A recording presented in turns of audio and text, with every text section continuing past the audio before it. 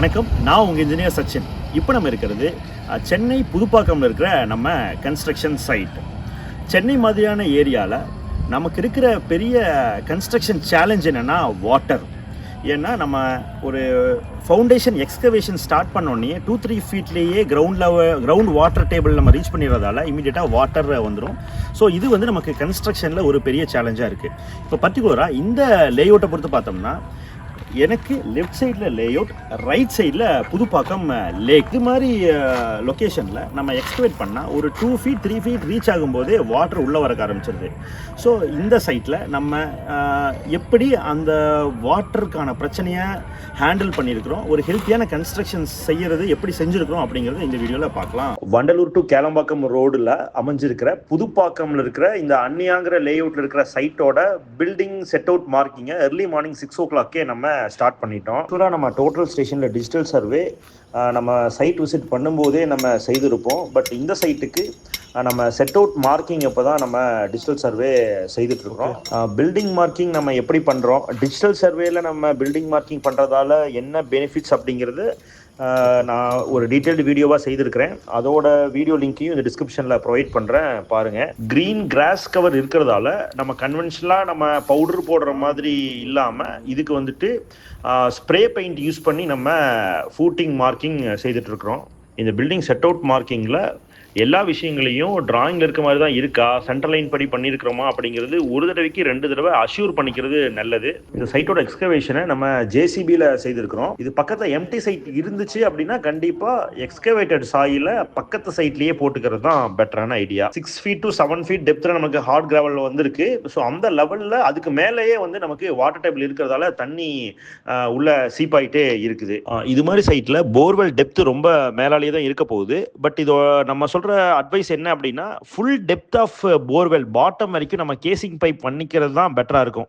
இல்லை அப்படின்னா loose oil அது வந்து நம்ம போர்வெல்லையே க்ளோஸ் பண்றதுக்கான வாய்ப்புகள் இருக்கு. அதனால சப்மர்சிபிள் பம்ப்ஸ் வந்துட்டு திருப்பி எடுக்க முடியாம இல்லை போர்வெல்லே க்ளோஸ் பண்ணிட்டு நியூ போர்வெல்லாம் போட வேண்டியது வந்துடும். இதெல்லாம் நம்ம செட் அவுட் மார்க்கிங் பண்ணப்ப நம்ம அடிச்ச ராட்ஸ். ஸோ இதுதான் சென்ட்ரல் லைனை நமக்கு டிஃபைன் பண்ணுது. ஸோ இந்த ராட்ஸ் மிஸ் ஆனாலும் உடனே பக்கத்தில் இருக்கிற நெய்பரிங் ராட்ஸோட மெஷர்மெண்ட்டை வச்சு இந்த ராடை திருப்பி ரீப்ளேஸ் பண்ணுறது நல்லது. ஏன்னா இந்த ராடோட லைனுக்கு தான் நம்ம அடுத்து இந்த பில்டிங்கே மார்க் பண்ண போகிறோம், காலமை கீழே இறக்க போகிறோம். யூஸ்வலாக cement room and worker shed வந்து நம்ம சைலண்ட் வேலி கன்ஸ்ட்ரக்ஷன் நம்மளே செய்துக்குவோம். ஆனால் இந்த பில்டிங் ஓனர் நம்ம சைலண்ட் வேலி அப்ரோச் பண்ணுறதுக்கு முன்னாடியே ஒரு சிமெண்ட் ரூம் போட்டிருந்தாரு. அதில் இப்போ மெட்டீரியல் ஸ்டோரேஜ் மட்டும் நம்ம செய்துட்டு இருக்கிறோம். ஒர்க்கர்ஸ் தங்கறதுக்கான ஷெட்டாக ஒரு 10x20 சைஸில் சைட்டுக்கு நியர்பையாகவே நம்ம ரெடி பண்ணிட்டோம். நம்ம இந்த எக்ஸ்கவேஷன் பண்ணும்போதே ஐடென்டிஃபை பண்ணிட்டோம். ஃபஸ்ட்டு 2 பிட்டை எடுக்கும்போதே வாட்டர் லெவல் ரொம்ப மேலால் இருக்கிறதால வாட்டர் ரைஸ் ஆகிட்டே இருந்துச்சு. பட் 3rd பிட்லேருந்து நம்ம எக்ஸ்கவேட் பண்ண உடனடியாகவே பிசிசி செய்யறக்க ஆரம்பிச்சிட்டோம். அதனால் வாட்டர் லெவல் அங்கே வந்து கொஞ்சம் ரெஸ்ட்ரிக்ட் ஆயிடுச்சு. இந்த பிட்டு பாருங்கள், இது வந்து எக்ஸ்கவேட் பண்ண உடனேயே நம்ம வந்து பிசிசி ஒர்க்கு செய்துட்டோம். அதனால் ஜஸ்ட்டு இது ஒரு 2 to 3 inches தான் வாட்டர் வந்து வந்திருக்கு. அதுவே இந்த பிட்டை பாருங்க, இது நம்ம எக்ஸ்கவேட் பண்ணி நம்ம பிசிசி பண்ணாத சைட் ஒரு ட்ரையலுக்காக எப்படி இருக்குது நம்ம பார்க்க ட்ரை பண்ணோம். ஸோ இதில் வாட்டர் டேபிள் நல்ல ஃபாஸ்டா ரைஸ் ஆகி வந்துட்டு இருக்கு. ஆல்மோஸ்ட் 3.5 to 4 feet வாட்டர் வந்து ரைஸ் ஆகி வந்துருச்சு. ஒருவேளை இதே மாதிரி எல்லா சைட்ஸையும் நம்ம விட்டுருந்தோம்னா இங்கே ஒர்க் பண்ணுறது ரொம்ப கஷ்டமாக தான் இருந்திருக்கும். இது மாதிரி சைட்டை நம்ம ஹேண்டில் பண்ணும்போது டிவாட்டரிங் பம்புங்கிறது ரொம்ப மஸ்ட். ஸோ அந்த டிவாட்டரிங் பம்பை எல்லா ஸ்டேஜ்லையுமே நம்ம உள்ள இறக்கி வாட்டரை வந்து டோட்டலாக டிவாட்டர் பண்ணிட்டே தான் நம்ம கான்கிரீட் போர் பண்ணுறதா இருக்கட்டும், பிசிசி பண்ணுறதா இருக்கட்டும், இல்லை நம்ம வந்து ஒரு காலம் ரைஸ் பண்ணுறதா இருக்கட்டும். ஸோ வாட்டர் இல்லாத ஸ்டேஜ்லேயே நம்ம பண்ணுறது பெட்ரு. ஸோ அதுக்கு இந்த பம்ப் வந்து ரொம்ப ஹெல்ப்ஃபுல்லாக இருக்க போகுது. இது ஒரு எலக்ட்ரிக்கல் மோட்டர் பம்ப்ன்றதால நமக்கு இதை யூஸ் பண்ணுறதுக்கும் கொஞ்சம் பெட்டராக இருக்குது. இதுவே நீங்கள் இன்ஜின் யூஸ் பண்ணீங்க அப்படின்னு சொன்னால் அதை வந்து ஹேண்டில் பண்ணுறதுக்கு ரொம்ப கஷ்டமாக இருக்கும். ஒர்க்கர்ஸுக்குமே அது கஷ்டம்தான். இந்த சைட் கண்டிஷனுக்கு நம்ம மிக்சர் மிஷின் ப்ரொவைட் பண்ணியிருக்கிறோம். அதனால் மாட்டர் ப்ரிப்பரேஷன்லாம் நமக்கு வந்துட்டு கொஞ்சம் ஹெல்ப்ஃபுல்லாக இருக்குது. பிசிசிக்கு அப்புறம் பெரிய லெவல் வாட்டர் வராதால நம்ம டிவாட்டரிங் பண்ணிட்டு காலம் மார்க்கிங் நம்ம யூஸ்வலாக ட்ரை லேண்ட்ஸில் எப்படி பண்ணுவோமோ அதே மாதிரி காலமோட மார்க்கிங்கை ஃபூட்டிங்குள்ளே நம்ம செய்கிறோம். இது ஆக்சுவலாக எல்லா சைட்லேயும் இது மாதிரி வாட்டர் லாகிங் சைட்ஸில் செய்ய முடியாது. ஏன் அப்படின்னா வாட்டர் சீப்பேஜ் ரொம்ப ஹெவியாக இருக்கும். ஸோ அதனால் இமீடியட்டாக பிசிசி தென் ஃபூட்டிங் கான்கிரீட் நம்ம செய்கிற மாதிரி மேபி இருக்கலாம். பட் இந்த சைட்டில் கொஞ்சம் ட்ரையாக இருக்கிறதால நம்மளால செய்ய முடிஞ்சிச்சு. இது மாதிரி வாட்டர் லாகிங் சைட்ஸில் ஃபூட்டிங்கோட பாட்டம் கவர் வந்து எக்ஸ்ட்ரா கிளியர் கவர் ப்ரொவைட் பண்ணுறது பெட்டர். யூஸ்வலாக தியேட்டிக்கலாக நம்ம வந்து 40 mm கிளியர் கவர் வந்து, அதாவது மேட்டை வந்து 40 mm மேலே ரைஸ் பண்ணி வைப்போம். பட் இந்த சைட்டில் நம்ம 80 mm ரைஸ் பண்ணி வச்சுருக்கிறோம். அதுக்காக நம்ம கான்க்ரீட் கவர் பிளாக்ஸை ப்ரிப்பேர் பண்ணி அதை பிரேக் பண்ணி அதை வந்து நம்ம ப்ரொவைட் பண்ணிகிட்ருக்குறோம். ஸோ இதனால் கீழிருந்து வாட்டர் நமக்கு, அதாவது வாட்டருக்குள்ளேயே இந்த ஃபூட்டிங் இருந்தாலும் யூஸ்வலாக வர்ற 40 mm கிளியரையும் தாண்டி 80 mm இருக்கிறதால கரோஷனுக்கு வந்து சான்சஸ் ரொம்ப குறைவாக இருக்கும். இதில் ஒரு டிஸ்க்ளைமர் சொல்லிடுறேன். அதாவது நம்ம வந்து கிளியர் கவர் ஜாஸ்தியாக வைக்க சொல்லியிருக்கோம் அப்படின்றதால செங்கல் வச்சிடலான்னு சொல்லி தயவு செஞ்சு அப்படி எதுவும் செய்தராதீங்க. ஏன் அப்படின்னா பிரிக்கு வந்து அது ஒரு சாயில், ஸோ அது கண்டிப்பாக இருக்கக்கூடாது. அந்த கிளியர் கவர், அதாவது கீழே வைக்கிற கவர் பிளாக் நான் திக்காக வைக்க சொல்லியிருக்கேன். பட் வந்துட்டு அது கான்கிரீட்டாக மட்டும்தான் இருக்கணும். எந்த காரணத்துக்கு கொண்டும் ஃப்ளை ஆஷ் பிரிக்காவோ செங்கலாவோ இருக்கக்கூடாது. இது மாதிரி சைட்டில் எக்ஸ்கவேஷன் செய்யும் போதே பார் பெண்டிங் ஒர்க்ஸும் அல்லது நம்ம வந்து எக்ஸ்கவேஷனுக்கு முன்னாடியே பார் பெண்டிங் ஒர்க்ஸ் பண்ணிக்கிறது தான் பெட்டராக இருக்கும். எக்ஸ்கவேட் பண்ண உடனே உள்ள வந்து ரெயின்ஃபோர்ஸ்மெண்ட்டை இறக்குறது தான் அட்வைசபிள். இந்த ப்ராஜெக்டில் மோஸ்ட் ஆஃப் த காலம்ஸ் வந்துட்டு 1.5 முக்கால் அப்படிங்கிற சைஸில் யூஸ் பண்ணியிருக்கிறோம். எல்லாமே ஸ்ட்ரக்சரல் டிராயிங்கை ஃபாலோ பண்ணி தான் செய்துட்டு இருக்கிறோம். இந்த காலமோட பாட்டம் பாயிண்ட்ல நம்ம வந்துட்டு டெவலப்மெண்ட் லென்த் எப்படி ப்ரொவைட் பண்ணியிருக்கிறோம், டிராயிங்கை ஃபாலோ பண்ணுறோமா அப்படிங்கிறத பார்க்கணும். ரெயின்ஃபோர்ஸ்மெண்ட் வந்துட்டு ஸ்பேசிங் ஆஃப் ரிங்ஸ் எல்லாம் நம்ம கரெக்டாக ப்ரொவைட் பண்ணியிருக்கோமா அப்படிங்கிறத இந்த ஸ்டேஜில் கொஞ்சம் பார்த்துக்கிறது பெட்டராக இருக்கும். இது ஸ்ட்ரக்சரல் டிராயிங்கில் இருக்க மாதிரி 2 லெக்டா 4 லெக்டா எப்படி நம்ம வந்து டைஸா ஸ்டிரப்ஸ் நம்ம எப்படி செய்திருக்கிறோம் அப்படிங்கிறத இது வந்து நம்ம ஸ்ட்ரக்சரல் டிராயிங்கை ஃபாலோ பண்ணிக்கிறது பெட்டர். இந்த பைண்டிங் ஒயர் யூஸ் பண்ணும்போது நல்லா டைப் பண்ணியிருக்கணும், ரொம்ப லூஸாக இருந்துடக்கூடாது. ஏன்னா நம்ம ஒரு இடத்துல இந்த இடத்துல ரீலோகேட் பண்ணுவோம். தென் பைண்டிங் ஒயரும் டபுள் ஒயராக போட்டு அதை நல்லா கட்டும்போது இனியும் நல்லா இருக்கும்.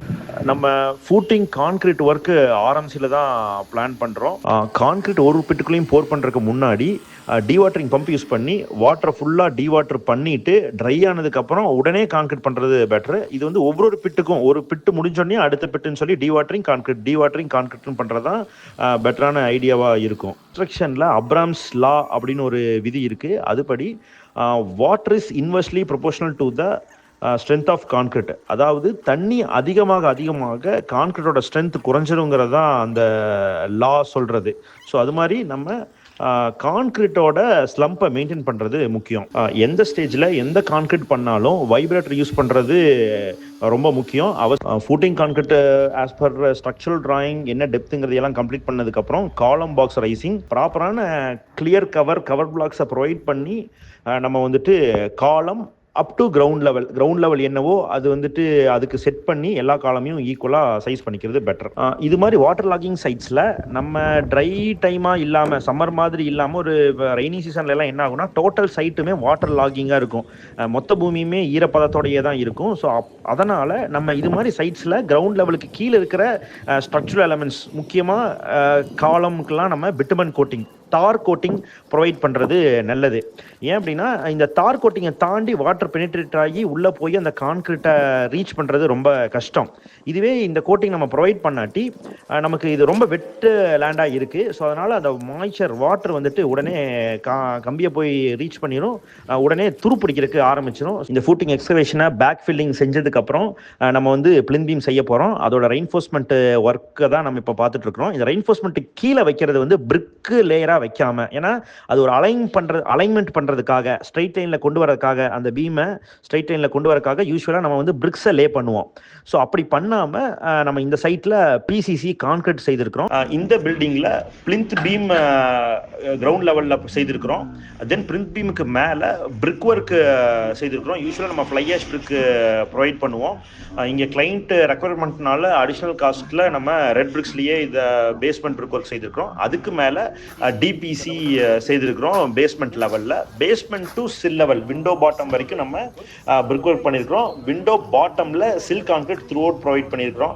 4 feet விண்டோக்கு 4 feet லெவல்லையும், 3 feet விண்டோக்கு பேஸ்மெண்ட்லேருந்து 4 feet லெவல்லையும் நம்ம ப்ரொவைட் பண்ணியிருக்கிறோம். தென் லிண்டல் லெவலில் த்ரூ லிண்டல் ப்ரொவைட் பண்ணியிருக்கிறோம். அதில் sunshade and loft concrete work செய்திருக்கிறோம். தென் எபோவ் லிண்டல் பிரிக் ஒர்க் பண்ணி த்ரூ அவுட் பீம் பண்ணி இன்னைக்கு ரூஃப் கான்கிரீட் பண்ணியிருக்கிறோம். மோனோலித்திக் கான்கிரீட் ஸ்டேர்கேஸ்னு சொல்கிறது இதுதான். மோனோலித்திக் கான்கிரீட் ஸ்டேர்கேஸ் யூஸ்வலாக பேஸ்ட் ஸ்லாப் தனியாகவும் இந்த இதை வந்து நம்ம பிரிக்கில் பண்ணுவோம். ஸோ அப்போ வந்து டெட் லோடு இருக்கும். இது வந்துட்டு டோட்டலாக நம்ம ஒரே மோல்டாக இப்போ நம்ம மேலே பார்த்த மாதிரி கான்செப்ட் பண்ணியிருக்கோம். இந்த ப்ராஜெக்டில் பெரிய சேஞ்சஸ் வந்து கிளைண்ட்டே கொடுத்த பிளானில் தான் நம்ம ஒர்க் பண்ணியிருக்கிறோம். இதில் செய்த ஒரே ஒரு சேஞ்ச் இந்த ஸ்டேர் கேஸில் மட்டும் தான் நம்ம செஞ்சுருக்கிறோம். அது என்ன சேஞ்ச் அப்படின்னு சொன்னால் பீம் ஆஃப் செட்டை நம்ம வெளியே ப்ரொவைட் பண்ணியிருக்கிறோம். இப்போ இது செய்கிறதுனால என்னென்னா மொத்தம் அந்த ஒரு பீமை நம்ம ப்ரொஜெக்ட் பண்ணியிருக்கிறோம். இப்போ அதனால் நம்மளுக்கு வந்து 3 ஸ்டேரோட ரைசர் வந்து நமக்கு அதில் கிடச்சிருக்கு. ஒருவேளை அதை கட் பண்ணிட்டோம்னா இந்த ஸ்டேரோட ரைசர் ஹைட்டாக வந்துருக்கும். ஸோ நமக்கு ஸ்டேர் மேலே ஏறி போகிறதுல சிக்கல் வந்துருக்கும். இப்போ அந்த ஒரு 9 இன்ச்சை நம்ம ப்ரொஜெக்ட் பண்ணுறதாலையும் நமக்கு இவ்வளோ பெரிய டிஃப்ரென்ஸு. ஸ்டேர்கேஸுக்கு கீழே ஒரு அவுட்டர் டாய்லெட் வருது. அதுக்கு கீழே தான் நம்ம செப்டிக் டேங்க் ப்ரொவைட் பண்ணியிருக்கிறோம். இது ஒரு 3 சேம்பர்டு செப்டிக் டேங்காக ப்ரொவைட் பண்ணியிருக்கிறோம். ஃபர்ஸ்ட் சேம்பர்லேருந்து செகண்ட் சேம்பர்லேருந்து தேர்ட்லேருந்து ட்ரைனேஜுக்கு வர மாதிரி பிளான் பண்ணி இதை நம்ம ஒர்க் அவுட் பண்ணியிருக்கிறோம். ஸோ இந்த பில்டிங்கோட சென்ட்ரிங் ஒர்க் பண்ணினதுக்கப்புறம் நம்ம டைரெக்டாக ரெயின்ஃபோர்ஸ்மெண்ட்டு செய்யாமல் நம்ம கோரை கிராஸ் மேட்டு ஃபுல்லாக லே பண்ணிவிட்டு அதுக்கு மேலே தான் கம்பி கட்டியிருக்கிறோம். ஏன் அப்படின்னா நம்ம வந்துட்டு டீஷட்டரிங் பண்ணதுக்கப்புறம் கோரை கிராஸ் மேட் கீழே இருந்து நம்ம எடுத்துருவோம். அப்போ நமக்கு அந்த ரஃப் சர்ஃபேஸ் வந்து நம்ம விசிபிளாக இருக்கும். இதனால் நம்ம பிளாஸ்டரிங் பண்ணும்போது ஒரு நல்ல கிரிப்போட நமக்கு சீலிங் பிளாஸ்டரிங் அமைஞ்சு வரும். இந்த பில்டிங்கோட full beams form work side sheet வந்து நம்ம பிளைவுட் ஷட்டரிங் யூஸ் பண்ணியிருக்கிறோம். நம்ம வந்து நிறைய மரப்பலகை தென்னம்பலகையெல்லாம் நம்ம பீஸாக, ஏன்னா பீமோட டெப்த் வந்துட்டு 1.5 feet 1 feetக்கு மேலே போகும்போது நம்ம நிறைய பீசஸ் போடுற மாதிரி இருக்கும். அப்போ நிறைய பீஸை ஜாயின் பண்ணி பண்ணும்போது உங்களுக்கு அது நிறைய ஸ்லரி லீக்கேஜ், கான்கிரீட் லீக்கேஜ் நடக்கலாம். ஒரே ஒரு பாயிண்ட் பிரேக் ஆச்சுனாலும் பீம் வந்து சரியலாம். இது மாதிரி பிரச்சனை நடக்கும். ஸோ நம்ம பிளைவுட் யூஸ் பண்ணும்போது உங்களுக்கு அந்த ப்ராப்ளம் இருக்காது. ஏன்னா ஒரு ஃபுல் லென்த் பிளைவுட் 8 feet இருக்கும். ஸோ 8 feet ஒன்ஸ் தான் ஒரு ஜாயிண்ட்டே இருக்கும். அந்த ஜாயிண்ட்டையும் நம்ம ப்ராப்பர் ஷேப்பில் இருக்கிறதால நம்மளால் நல்லா க்ளோஸ் பண்ண முடியும். ஸோ அதனால் ஒரு ஹெல்த்தியரான கான்கிரீட் நமக்கு கிடைக்கும். கிரவுண்ட் ஃப்ளோரோட டாய்லெட்டுக்கு மேலே தான் ஃபர்ஸ்ட் ஃப்ளோரோட டாய்லெட் வருது. ரிப்பீட்டட் ஸ்லாப்ஸ் வரும்போது ஒரு ஃப்ளோரோட டாய்லெட்டுக்கு மேலே தான் அடுத்த டாய்லெட் வருது அப்படின்னா நம்ம வந்து சங்கன் ஸ்லாப்ஸ் போகிறது பெட்டராக இருக்கும். நம்ம கீழே ப்ரொவைட் பண்ணியிருக்க ப்ராப்ஸ் ஸ்பேன் அண்ட் ஜாக்கி வந்துட்டு நல்லா ஸ்டேபிளாக தான் கீழே லொக்கேட் பண்ணியிருக்கோமா அப்படிங்கிறத நம்ம கவனிச்சுக்கணும். இந்த ரூஃப் கான்கிரீட் ஒர்க்கை நம்ம early morning 5 o'clock பிளான் பண்ணியிருக்கிறோம். ஸோ ஒர்க் நடந்துட்டுருக்கு. ஃபஸ்ட்டு ஒர்க் நம்ம வாட்டரிங் தி சர்ஃபேஸ். இதில் வந்துட்டு நம்ம இந்த வாட்டர் பண்ணும்போது நம்ம ராடில் இருக்கிற கிரீசி மெட்டீரியல், இவ்வளோ நாள் நடந்த டஸ்ட் பார்ட்டிகல்ஸ் எல்லாமே ரிமூவ் ஆகும். இன்கேஸ் இது ஒரு டே டைம்னா சன்லைட்டில் நடந்த ஹாட், அதாவது டெம்பரேச்சர் ஆஃப் த ராட் வந்து ரெடியூஸ் ஆகும். வேறு ஏதாச்சும் டெப்ரி மேட்டர் இருந்தாலும் ரிமூவ் ஆகிடும். தென் நம்ம வந்து கோரை கிராஸ் மேட் யூஸ் பண்ணுறதால அந்த கோரை கிராஸ் மேட்டு இப்போ வெட் ஆயிரும். ஸோ நமக்கு கான்கிரீட் பண்ணோன்னே பாட்டம்லேருந்து அது ஒரு க்யூரிங் சப்போர்ட்டாகவும் நம்மளுக்கு இருக்கும். எலக்ட்ரிக் வைப்ரேட்டர் ரெடியாக இருக்கா, அதுக்கான கேபிள் ப்ரொவிஷன்லாம் கரெக்டாக இருக்கா, ஒர்க்கிங் இருக்கான்னு கான்கிரீட்க்கு முன்னாடியே செக் பண்ணிக்கிறது பெட்டர். இந்த ஆர்எம்சியில் நம்ம கான்கிரீட் பிளான் பண்ணும்போது ஒரே இடத்துல கான்கிரீட் டம்ப் ஆகி ஓவர்லோட் ஆகாமல் பார்த்துக்கணும். ஏன்னா நம்ம ரொம்ப ஓவர்லோட் பண்ணிட்டாலும் கொலாப்ஸ் ஆகிறதுக்கான சான்சஸ் எல்லாமே இருக்குது. ஸோ அதனால் நம்ம எங்கே லே பண்ண போகிறோம், எவ்வளோ பம்ப் பண்ணோம் அப்படிங்கிறது எல்லாம் கொஞ்சம் ஒரு எக்ஸ்பீரியன்ஸ்டு டீம் இருந்து அதை ஹேண்டில் பண்ணுறது நல்லது. 20க்கும் மேற்பட்ட ஆட்கள் வந்துட்டு இந்த ரூஃப் மேலே இருக்கிறாங்க. ஸோ அப்போது இந்த எலக்ட்ரிக்கல் பைப்ஸ் வந்து டேமேஜ் ஆகுதா அப்படிங்கிறத ஒருத்தர் பார்த்துட்டே இருக்கணும். ஒரு கான்கிரீட் நடக்கும் போதும் அந்த லொக்கேஷனில் இருக்கிற பைப் ஏதாச்சும் டேமேஜ் ஆயிருக்கா, ஏதாச்சும் ரிமூவ் ஆயிருக்கா அப்படின்னா உடனே அந்த ரீடூ பண்ணணும். ஸோ அப்படி நம்ம செய்துட்டு தான் இந்த ஒர்க்கை நம்ம எக்ஸிக்யூட் பண்ணணும். இந்த ரெயின்ஃபோர்ஸ்மெண்ட் ஒர்க்கில் ஒரு பேசிக் ஸ்ட்ரக்சரல் டிராயிங் எப்படி இருக்குன்னா ஒவ்வொரு ஸ்லாபையும் தனித்தனியாக தான் கன்சிடர் பண்ணியிருப்பாங்க. அதுக்கு தனித்தனி ரெயின்ஃபோர்ஸ்மெண்ட் டிராயிங் தான் வந்திருக்கும். பட் ஸ்டில் நம்ம சைட்டில் எக்ஸிக்யூட் பண்ணுற ஒரு எக்ஸிக்யூஷன் டீம் நல்ல எக்ஸ்பீரியன்ஸ் டீமாக இருந்தாங்க அப்படின்னா அதே மாதிரி நல்ல எக்ஸ்பீரியன்ஸ் ஸ்ட்ரக்சர் இன்ஜினியர்ஸ் கொடுக்குற டிராயிங்கும் அதுக்கு மேட்ச் பண்ணி தான் இருக்கும். அது எப்படின்னா ஒரு ஸ்லாப் 1ஓட ரெயின்ஃபோர்ஸ்மெண்ட் ராட் LB4க்கு அப்புறம் இருக்கிற டாப் ராட் வந்து ஸ்லாப் 2ஓட டாப் ராட் எக்ஸ்ட்ரா ராடாக போகணும். அது ஸ்லாப் 2ஓட டாப் ராட் வரைக்கும் போகும். ஸ்லாப் 2ஓட டாப் ராட் LB4க்கு மேலே இருக்கிற ராட் ஸ்லாப் 1ஓட டாப் ராட் LB4 வரைக்கும் நமக்கு வந்து எக்ஸ்ட்ரா ராடாக வரும். ஸோ அப்படி வரும்போது எல்லா ஸ்லாபும் ரொம்ப இன்டர் கனெக்டடாக இருக்கும். ஸோ இந்த பில்டிங்லையும் நம்ம அது மாதிரி தான் ஆல்ரெடி டிசைனும் பிளான் பண்ணியிருந்தோம். ஸ்ட்ரக்சரல் டிராயிங் அப்படி தான் பிளான் பண்ணியிருந்தோம். அது மாதிரி தான் இந்த ஒர்க்கும் செய்திருக்கிறோம். இது மாதிரி நம்ம செய்யும்போது ஒரு டிஸ்கனெக்ஷனே இருக்காது. ஜஸ்ட் ஒரு ஸ்லாபும் அந்தந்த பீமோட நமக்கு கம்ப்ளீட் ஆகிட்டு போயிட்டு இருக்கிறதுக்கும் ஒரு ரெயின்ஃபோர்ஸ்மெண்ட் நெக்ஸ்ட் ஸ்லாப் வரைக்கும் எக்ஸ்டெண்ட் ஆகி வர்றதுக்கும் டிஃப்ரென்ஸ் இருக்குது. ஸோ நம்ம எந்த கான்கிரீட் பண்ணாலும் வைப்ரேட்டர் ப்ரொவைட் பண்ணுறது ரொம்ப மஸ்ட்டு. இந்த சைட்டில் ஒரு வைப்ரேட்டருக்கு 2 வைப்ரேட்டர் இருக்குது. நம்ம கான்கிரீட்டோட திக்னஸ் நம்ம கரெக்டாக பண்ணிட்டு இருக்கோமா அப்படிங்கிறது செக் பண்ணுறது ரொம்ப முக்கியம். ஸோ இது வந்து கேஜ் ராட். இந்த கேஜ் ராடில் ஒவ்வொரு பாயிண்ட் நம்ம செய்துட்டு வந்துருக்கும் போதும் நம்ம கேஜ் ராடோட லெவலுக்கு நம்ம செய்துட்டு இருக்கிறோமா அப்படின்னு கிராஸ் செக் நம்ம செய்யணும். அப்படி இல்லாட்டி திக்னஸ் கம்மியானாலும் நமக்கு வந்து ஸ்ட்ரக்சரல் வீக்னஸாக போயிடும். திக்னஸ் ஜாஸ்தியானாலும் நம்ம வந்து கான்கிரீட்டை கம்ப்ளீட் பண்ண முடியாத அளவுக்கு போயிடும். போர் பண்ண கான்கிரீட்டை லெவல் பண்ணிவிட்டு கேஜ் ராட் வச்சு திக்னஸ் எல்லாம் செக் பண்ணிவிட்டு அதுக்கப்புறம் இது மாதிரி நம்ம ஒரே லெவலுக்கு ஸ்மூத் ஃபினிஷ் பண்ணிட்டு வர்றது கரெக்டான முறையாக இருக்கும். இந்த ஸ்மூத் ஃபினிஷ் பண்ணதுக்கப்புறம் கான்கிரீட் ஒரு குறிப்பிட்ட கன்சிஸ்டன்சிக்கு வந்து செட் ஆனதுக்கப்புறம் மேலே ப்ரூம் பண்ணுறது மஸ்ட்டு. அப்படி ப்ரூம் பண்ணாமல் விட்டுட்டா கிராக்ஸ் வரும். இந்த சென்ஸ் நம்ம ப்ரூம் பண்ணிவிட்டு நம்மளே வந்து ஒரு கிராக்ஸை ஏற்படுத்துகிறோம். அதுக்குள்ளே நம்ம வந்து வாட்டரிங் பண்ணிடுவோம். க்யூரிங் ப்ராக்ரஸ் நடக்கிறக்க ஆரம்பிச்சிடும். ஒருவேளை நம்ம இந்த ஃபினிஷிங் பண்ணிவிட்டு ப்ரூம் பண்ணல அப்படின்னா கிராக்ஸ் வந்து ஷ்ரிங்கேஜ் கிராக்ஸ் உடனே ஃபார்ம் ஆயிடும். லாஸ்ட் செட் ஆஃப் கான்கிரீட்டை கம்ப்ளீட் பண்ணுறதுக்குள்ளே ஆல்மோஸ்ட் விடிஞ்சிருச்சு. மார்னிங் சன்லைட்டும் வந்துருச்சு. இது மாதிரி நம்ம ஆர்எம்சி கான்கிரீட் பண்ணும்போது நம்மளோட பேட்சிங் ரிப்போர்ட்டையும் அந்தந்த ஒர்க் நடக்கும்போதே கிளைண்ட்டுக்கு ப்ரொவைட் பண்ணிடுறோம். ஸோ அதனால் நம்ம என்ன ரேஷியோவில் யூஸ் பண்ணியிருக்கோம், என்ன கிரேட் ஆஃப் கான்கிரீட் பண்ணியிருக்கோம் அப்படிங்கிறதையும் கிளைண்ட்டுக்கு ஒரு அவேர்னஸ் இருக்கும். இந்த தகவல் உங்களுக்கு பயனுள்ளதாக அமைஞ்சிருக்கும்னு நான் நம்புகிறேன். நம்ம சைட் எவ்வளோ சேலஞ்சிங்காக இருந்தாலும் இன்றைக்கி இருக்கிற அட்வான்ஸ்டு மெட்டீரியல்ஸ், டெக்னாலஜி அண்ட் ஒர்க்மேன்ஷிப்பை யூஸ் பண்ணி நம்மளால் என்ன மேக்ஸிமமாக இன்புட்டை கொடுக்க முடியுமோ அதை கொடுத்து ஒரு நல்ல கன்ஸ்ட்ரக்ஷனை செய்ய முடியும். என்ன பிராண்ட் மெட்டீரியல் யூஸ் பண்ணுறோம் அப்படிங்கிறத நீங்கள் எந்த அளவுக்கு கான்ஷியஸாக இருக்கீங்களோ, என்ன பிராண்ட் ஸ்டீல் யூஸ் பண்ணுறோம், என்ன பிராண்ட் சிமெண்ட் யூஸ் பண்ணுறோம் அப்படிங்கிறதுல எந்த அளவுக்கு கான்ஷியஸாக இருக்கீங்களோ அதை விட அந்த ஒர்க்மேன்ஷிப் எப்படி இருக்குங்கிறதுல ரொம்ப கவனம் கொள்ளுங்கள். நல்ல ஒர்க்மேன்ஷிப் பண்ணுற அநேகம் இன்ஜினியர்ஸ், கான்ட்ராக்டர்ஸ், பில்டர்ஸ், மேஸ்திரி உங்களுக்கு அருகாமையிலேயே கண்டிப்பாக இருப்பாங்க. அதை நீங்கள் கண்டிப்பாக தேர்ந்தெடுத்து அது மாதிரி ஒரு கன்ஸ்ட்ரக்ஷனை செய்யுங்க. உங்கள் கனவு வீடு நனவாக வாழ்த்துக்கள்.